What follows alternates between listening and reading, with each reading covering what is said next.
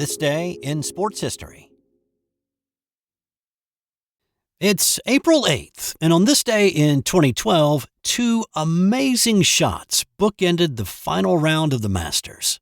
Entering the day, Sweden's Peter Hansen held a one-shot lead over Phil Mickelson, a two-shot advantage over South Africa's Louis Oosthuizen, and a three-shot lead over Bubba Watson. Bubba and Oosthuizen were playing in the second-to-last group of the day, and it was Oosty that lit the first fireworks on the day, hitting his second shot on the par 5 second hole. Young South African, Louis Oosthuizen, trying to use those slopes. Well, this one could be very nice. Could be very nice. Oh, come to Papa. Yes!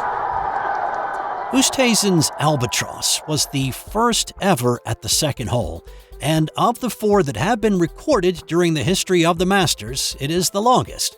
It had shades of Gene Sarazen's double eagle on the 15th hole back in 1935, in that it came in the final round, and it would eventually lead to a playoff for the Green Jacket. For the time being, it vaulted him into the lead by a stroke. Watson recovered from a first-hole bogey to birdie number 2, but at that point he was still 4 shots behind his playing partner. Bubba's caddy, Ted Scott, kept his man's mind in the game, telling him that there was a lot of golf to still be played. "You've heard the roars today," he told him, "so there are some low numbers out there." So, Bubba kept grinding. He picked up a birdie at 5, gave it back with a bogey at 12, and then he reeled off 4 consecutive birdies to get to 10 under and into a tie with Oosthuizen with 2 holes to play. The first playoff hole was the 18th, and they both parred, so they went to the 10th hole. Neither Louis or Bubba hit a good tee shot. Louis wasn't too bad off and hit his second to just in front of the green, but it looked like Bubba was dead, sitting in a grove of trees blocking a straight path to the green. Bubba's caddy, Scott, injected some confidence in him, though, telling him that if you've got a swing, you've got a shot. Here's Bubba remembering the shot he was about to hit. The lie's perfect. I loved everything about the shot. I knew I could hit it solid. I couldn't leave any in the bag. It had to be a big hook. He had 155 yards to the pin and a gap wedge in his hands. Did it hook? Oh, what a shot! Look at it. Snap hooking on the green, and incredible. Absolutely incredible. His ball came to rest about 10 feet away from the cup. Oosthuizen narrowly missed getting up and down for par, leaving Bubba 2 putts to win. His birdie putt slipped by the edge, but he tapped in for par to win his first major golf tournament. He would come back 2 years later in 2014 and win it again. Hey, real quick, you've heard me talk a lot about the Sterling Soap Company over the past few months, and if you haven't tried out their soaps, I get it. It's not easy changing up your routine. But let me just say, if you give them a try, I'm nearly 100% certain you will have 0 regrets. They carry not only bar soap, but shave soap, liquid body soap, body lotions, beard balm, lip balm, and a lot more. Plus, there are myriad scents to choose from.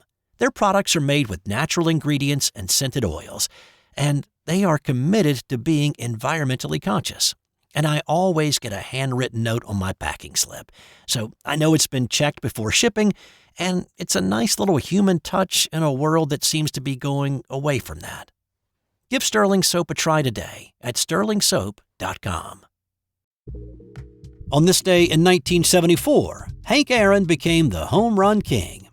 It had been a long off-season for Aaron, having finished the 1973 season with 713 career home runs, one shy of tying Babe Ruth on the career home runs list.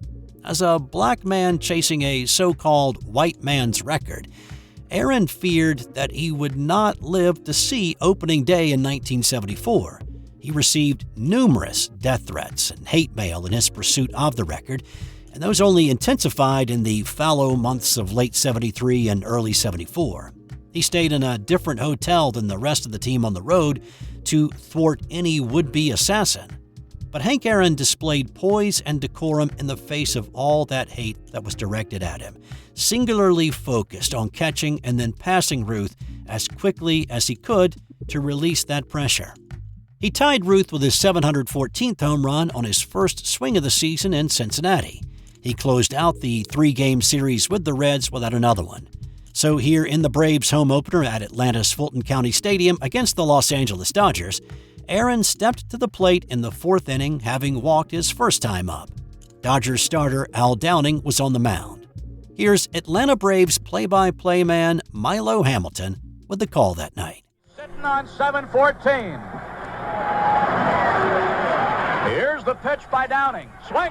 There's a drive into left center field. That ball is going to be out of here. It's gone. It's 7-15. There's a new home run champion of all time, and it's Henry Aaron. The fireworks are going. Henry Aaron is coming around third. His teammates are at home plate, and listen to this crowd. Now, you probably remember as he rounded the bases, 2 young white fans jumped out of the stands and caught up with Hank in his home run trot between 2nd and 3rd. Aaron's bodyguard, Calvin Wardlaw, actually had a .38 pistol in a binocular case that night. And when he saw these 2 white kids running at Aaron, he had to assess the situation extremely quickly and determine whether his man trotting around the bases was in danger or not. Fortunately for all concerned, he assessed the situation correctly. Also, if you look at video of the aftermath, when Aaron is being hugged by his mom, you can see Wardlaw in a light-colored jacket just to the left. And when Braves pitcher Tom House attempts to present the home run ball to Aaron, Wardlaw doesn't recognize him and thinks it's just a fan trying to get an autograph. Funny thing, Aaron did not recognize the hatless House in that moment either.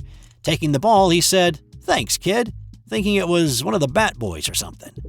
As the fireworks continued to explode in the sky, Dodgers play-by-play voice Vin Scully summed up the moment in a most exquisite way. What a marvelous moment for baseball. What a marvelous moment for Atlanta and the state of Georgia. What a marvelous moment for the country and the world.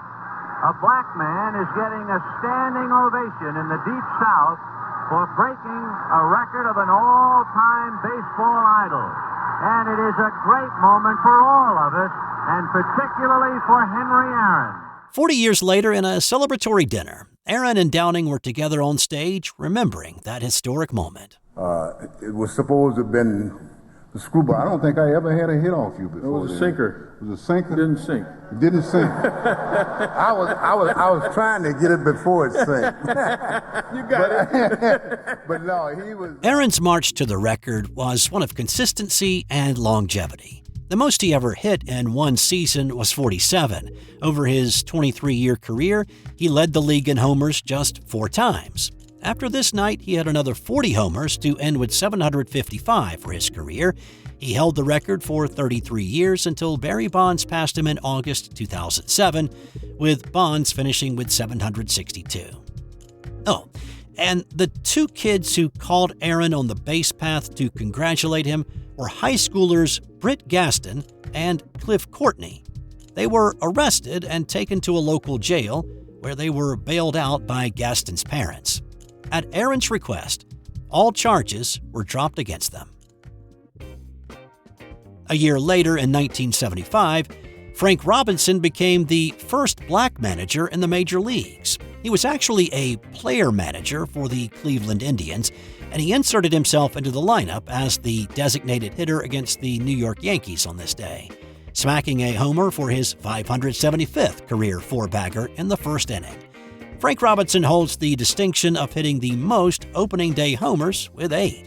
The Indians went on to win this game 5-3. Robinson managed for 23 seasons in the majors, winning the American League Manager of the Year in 1989 when he was with the Baltimore Orioles. Which leads us to this unfortunate story that also happened on this day. In 1987, LA Dodgers Vice President Al Campanis was a guest on ABC's Nightline with Ted Koppel. When Koppel asked Campanis why there were currently not more black managers in baseball, this is what he said. I truly believe that they may not have some of the necessities to be, let's say, a field manager or perhaps a general manager. You really believe that? Well, I don't say that they're all of them, but they certainly are short. How many quarterbacks do you have? How many pitchers do you have that are black? After that exchange, they went to commercial, and during the break, Koppel spoke with Al and asked him, "Al, are you hearing yourself? Are you sure you don't want to rethink that?" He gave him the opportunity to change course, but Campanis pressed on, challenging Koppel about black management and on-air personalities in television. Now, in all fairness, though his comment on this night may point to him being a racist, Campanis was not. He demonstrated that when he was a teammate of Jackie Robinson with the Dodgers in the 40s and 50s. He had embraced him and roomed with him on the road. But what he said on Nightline on this night in '87 was inexcusable, and a firestorm arose. Within 2 days, Campanis had resigned from the Dodgers organization. On this day in 1996, the Chicago Bulls lost to the Charlotte Hornets, snapping their 44-game home win streak at the United Center. Michael Jordan dropped 40 on the Hornets, and the Bulls had several chances to win in the final seconds, but they missed 3 putbacks on a Tony Kukoc miss. Pippen on the inbounds. Oh, I thought he was throwing the alley-oop. Kerr to Kukoc. Tony on the move. To the bucket. No, the tip Rodman. No, the tip Jordan. No, Pippen. No. And the ball game is over. The Charlotte Hornets have defeated the Chicago Bulls. The Hornets pulled off the win despite Charlotte's star Larry Johnson sitting on the bench in the second half. And one other fun fact about this one, Chicago had actually beaten Charlotte in Charlotte 3 days prior by 34. And time now for today's That's Got Nothing to Do with Sports fun fact. In 1983, a Soviet early warning satellite system detected what appeared to be 5 approaching U.S. nuclear-armed intercontinental ballistic missiles. If Lieutenant Colonel Stanislav Petrov had followed his protocol and reported the detection, it would have likely set off a nuclear retaliation. But Petrov thought an American nuclear strike would be more than 5 missiles, and he figured it to be a false alarm. He was correct. It turned out the Soviet satellite warning system confused the sun's reflection off clouds for incoming missiles. Whew, that was a close one.